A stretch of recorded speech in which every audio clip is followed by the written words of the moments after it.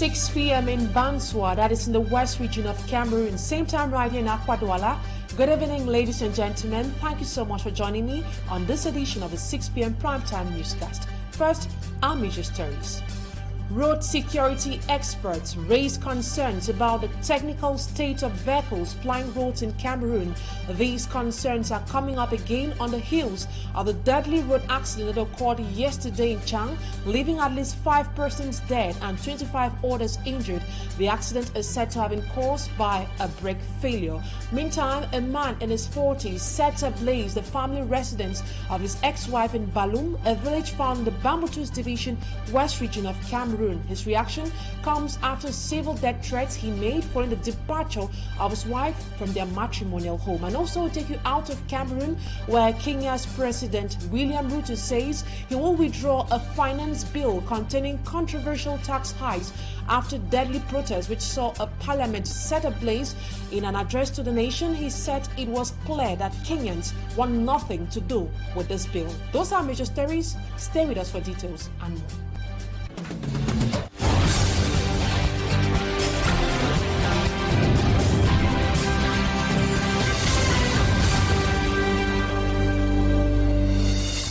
Thank you so much for always choosing Equinoxe Television for presentation. I am Immaculate Fogwe.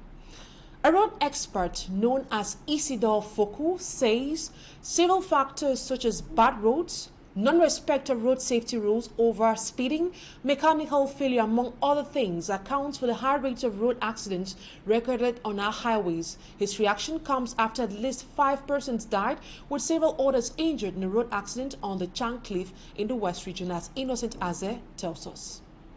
Passengers dead and 25 others hospitalized due to injuries sustained when a 30-seater bus of an interurban transport agency traveling from Bamenda to Douala went off the Tongue Hill, as commonly known, into a valley as a result of brake failure Tuesday afternoon. This recent road accident adds to the long list of others recorded on the same Tongue Hill, La Falaise de Chang, and other national roads in the Republic of Cameroon. Recently, the Ministry of Transport blamed drivers' carelessness and errors to be responsible for 70% of interurban accidents, poor state of vehicles 20%, and 10% by bad roads. With the recurrence of deadly accidents on the national highways, a road safety expert, Isidore Foku, shifts the blame in the yards of the Ministry of Transport. Le transport est celui de cette surcharge institutionnelle. He says the Ministry of Transport gives a green light to many vehicles in poor state to transport lives. That there are vehicles manufactured with certification of 26 seats in Japan, for instance, which are converted to a 30-seater in Cameroon, authorized by the Ministry of Transport. In a situation of an accident, more deaths and casualties are recorded. With such overloading, breakdowns and accidents are inevitable. Ce qui rentre dans la surcharge institutionnelle. Isidore Foku also confirms poor road infrastructures should not be neglected. Le problème des infrastructures. He says road safety infrastructures do not correspond to many criteria of conformity. He suggests highways or national roads should have more sophisticated roadside security infrastructures, such that a vehicle should not crash off the road into a valley, but rather support it from overturning, or capable of playing an elastic role, whereby the shock will be absorbed and the vehicle instead sent back on the road. Type de sécurité routière de niveau 4. According to Isidore Foku, this is an ideal solution to such road accidents where vehicles run off the road and end their course in the bush or valley.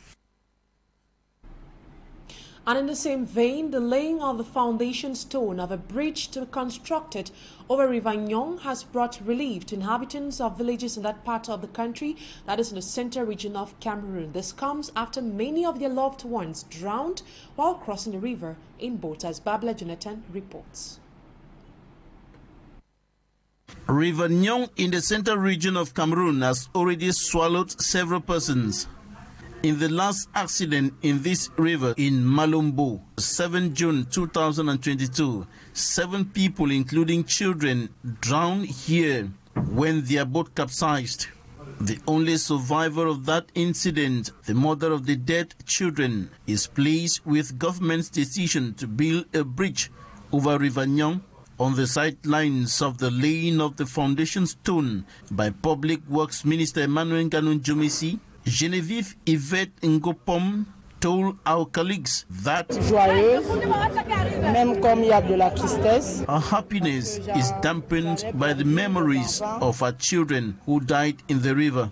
However, she and other inhabitants of Malumbo and other villages are relieved by the fact that government has finally heard their cries.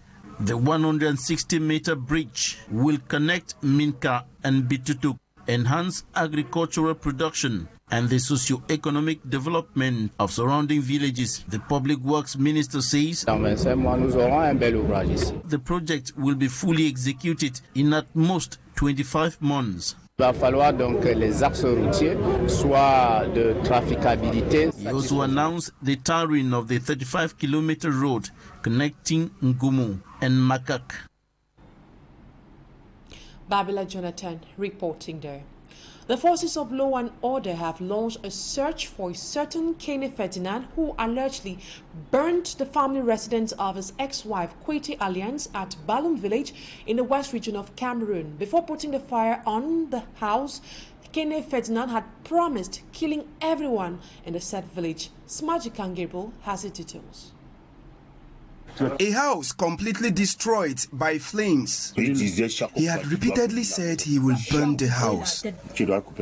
We are in Balum village in Budo subdivision of the west region of Cameroon, where it's alleged a certain Kene Ferdinand, aged 40, set ablaze the residence of his in-laws. Ferdinand, married to Kwete Alliance with 7 kids, is accused to have been threatening to kill his wife even before the wife ran away from their marital home 6 years today. He was always threatening my younger sister and beating her before she ran home to us. Even in our family compound, he always comes to tell my younger sister that he will chop off her head, and whenever he sees my younger sister in public, he beats her up. Unable to lay his hands on the wife who ran for safety to our family residence, Kene Ferdinand will decide to set ablaze the family residence of Kwete Alliance. Apart from the death threats towards his wife, it's alleged Kene Ferdinand had promised to kill everyone in Balum village, and he almost succeeded after he allegedly poisoned palm wines in farmlands. He had made a public declaration in the Balum market that he will kill everyone in the village. I used to be a palm wine tapper. In one of my outings to get wine from the farm, I discovered that the color had changed from white to green. I wasn't the only person who witnessed it. The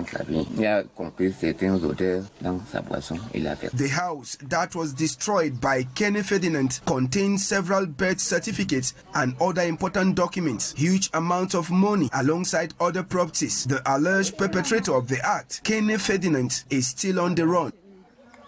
And now we talk something else. Consumer rights associations have joined their voices to condemn the hike in the cost of acquiring a national identity card in Cameroon.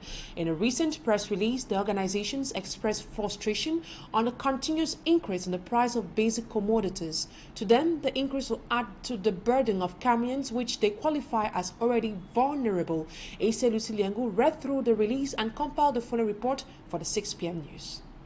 Consumer rights associations, in a joint press release signed 25th of June 2024, denounced the increase in the cost of obtaining a national identity card. According to them, this will worsen the situation as Cameroonians are already facing a surge in price of fuel, inflation, and hardship. In accordance with Law No. 2011/012 of May 6, 2011 on consumer protection, the Consumer Rights Association are calling on parliamentarians meeting for the second annual legislative session to be on the side of the population by refusing to ratify the ordinance of June 28.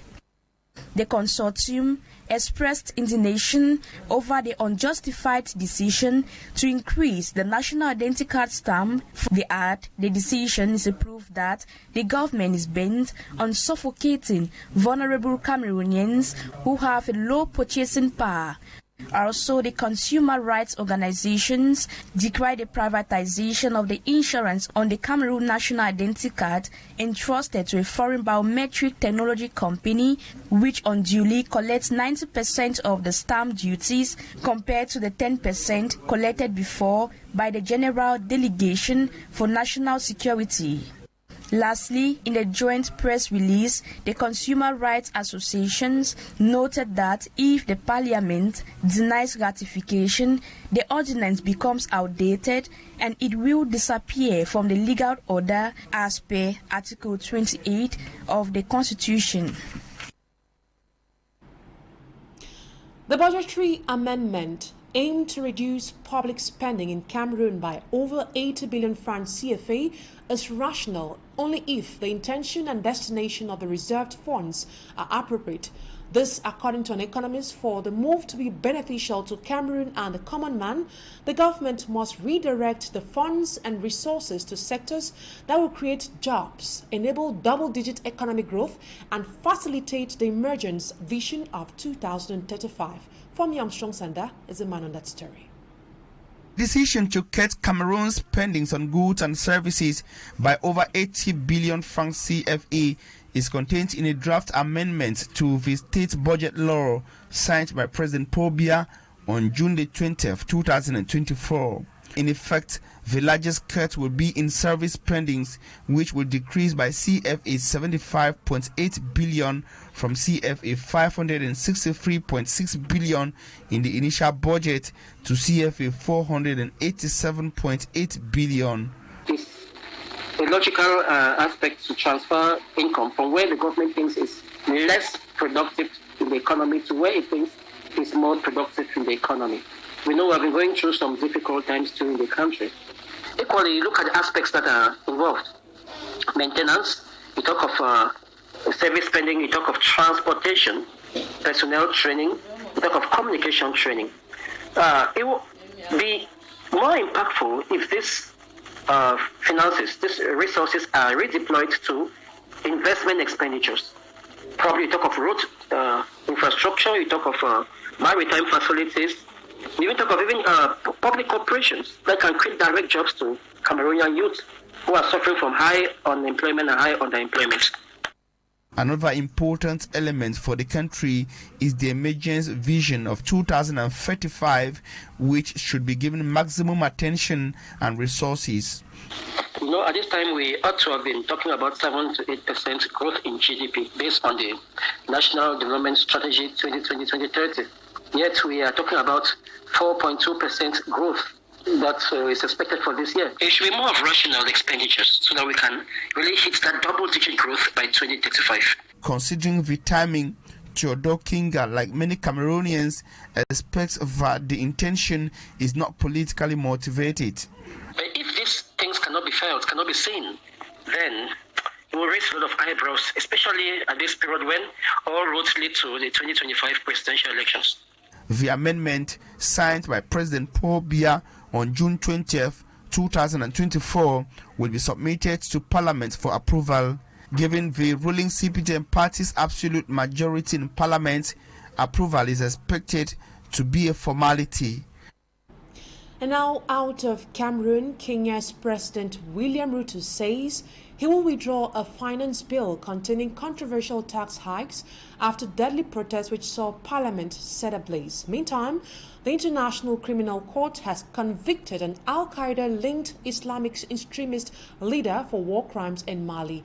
We have details with Cedric Chakutu.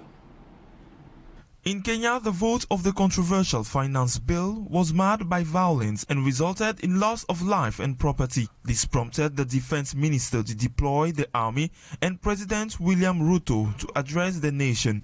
Today's events mark a critical turning point on how we respond to grave threats to our national security. I assure the nation that the government has mobilized all resources at the nation's disposal to ensure that a situation of this nature will not recur again at whatever cost.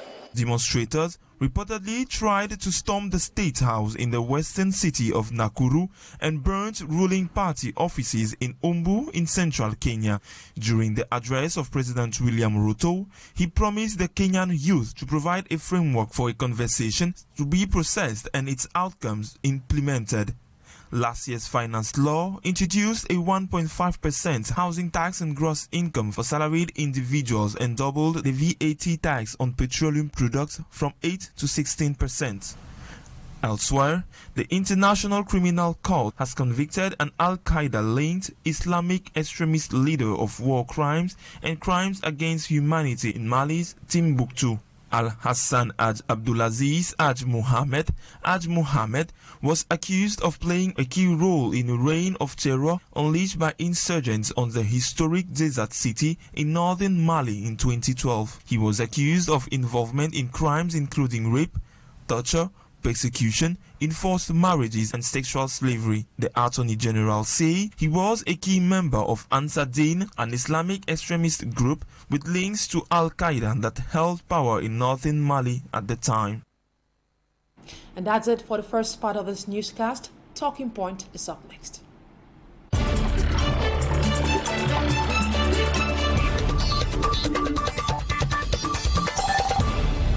Tonight on Talking Point, I'm receiving a civil society activist, and we'll be talking about the rise in the cases of accidents recorded on our highway. Good evening, Song Derek. It is a pleasure to have you on Talking Point tonight.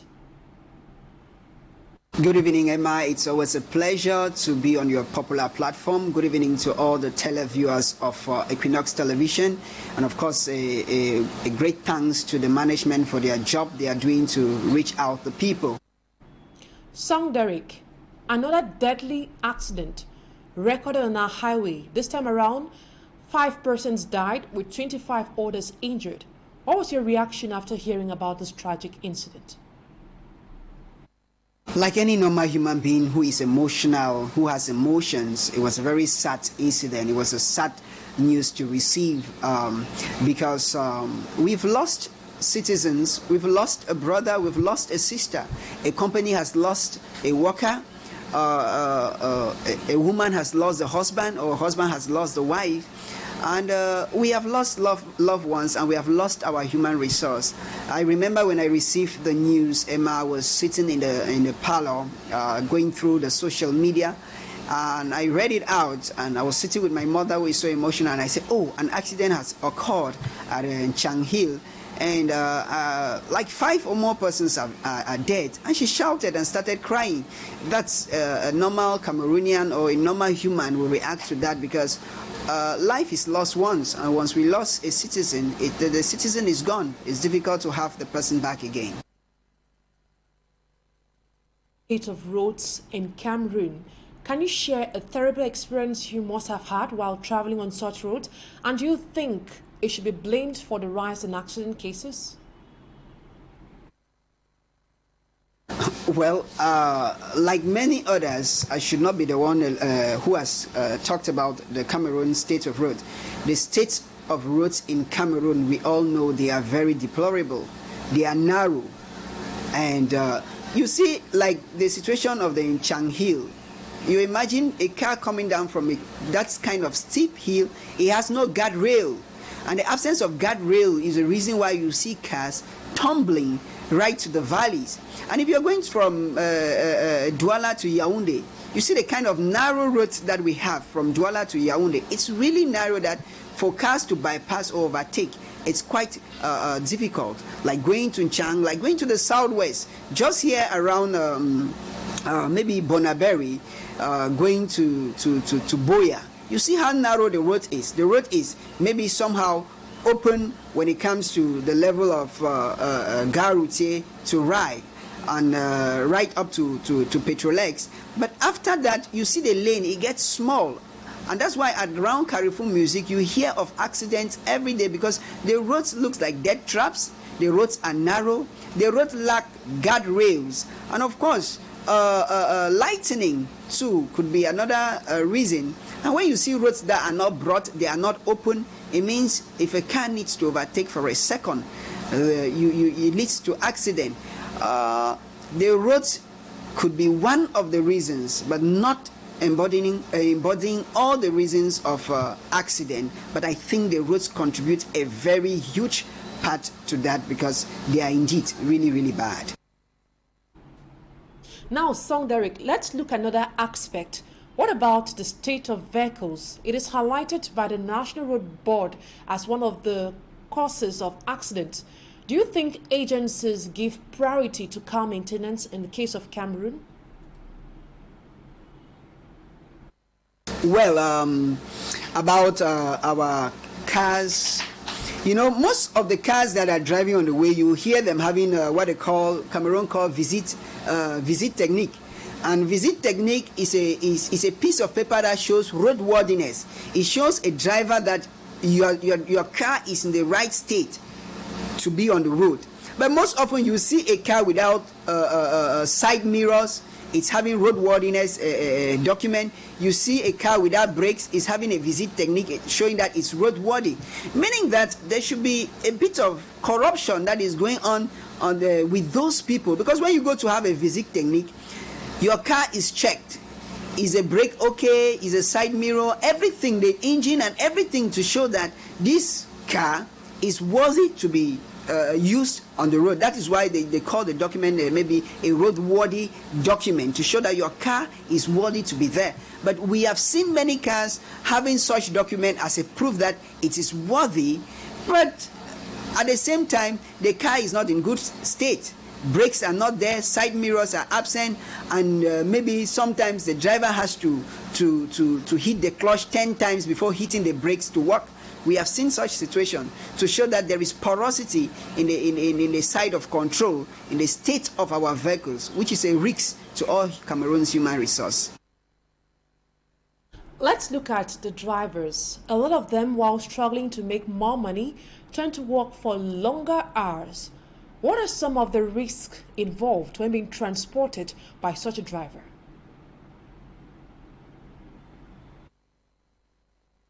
Wow, when you ask that question, that is really detailed. I think that is one ill and that is one reason why we have a lot of accidents in Cameroon. Drivers working a lot. When drivers work a lot, you will bear with me that it leads to fatigue, inattention, speeding. You know, most drivers who work a lot, they want to overspeed because they want to reach Kumba and come back. They want to reach Bamenda and come back. They want to do as many tours as possible. And when you have fatigue, you have inattention, it leads to very poor decision making, because when you are tired, you make very poor decisions. And driving for very long hours can lead to health issues like back pain, eye strain. Your eyes are strained, and when the driver's eyes are strained, they have fatigue like back pain. They take very poor decisions, and most drivers, you bear with me, Emma, that most drivers who work overtime or who overwork themselves, they usually take some substances. Like it's common to enter a car and you're going to Bamenda, you hear a driver telling you that let me take Coca-Cola, let me take bitter cola, it will help me not to sleep. You cannot turn away a natural phenomenon. Sleep is a natural phenomenon. And when drivers start forcing it to turn it away by taking substances that will make them not to sleep, when sleep comes, remember, accidents are not caused by an hour. It's caused by a split of a second. The moment a driver dozes up for 1 second, he's off. And before you come back, people are already dead. And that's a situation that drivers must take into consideration, that when you overwork yourself, you are not helping yourself. You are killing yourself. It is something we must preach and talk about, which must be handled with a lot of care. Now, a lot of children are already on holidays. It's very common to see overloaded buses during such periods. How will you describe the road safety campaign launched by the Ministry of Transport? Is it effective? Well, as concerned the road campaign, if we talk about, I have heard severally the government talk about road campaign that is launched and everything. But I must tell you, safety, how do we measure the effectiveness of a campaign? We measure it based on the reach out. How many persons has that campaign reached? We measure it based on the impact, the increase in awareness. And then finally, we measure it based on the mitigation. How much has the campaign mitigated accidents? If after campaign, road accidents are still rampant, it is still increasing, people are still dying, drivers are still overspeeding, speed breaks are not there, roads are still narrow, then we mean that the road safety campaign is not effective, because effectiveness is measured on results. And if the results are not met, definitely, then the road safety team still has a long way to go to make it very much active and then productive to reach the target population that it wants to reach. What are some road safety policies that need to be particularly implemented in order to limit accident cases? Well, Emma, there are a lot of them. First, we need to work on our strict enforcement of weights and loading.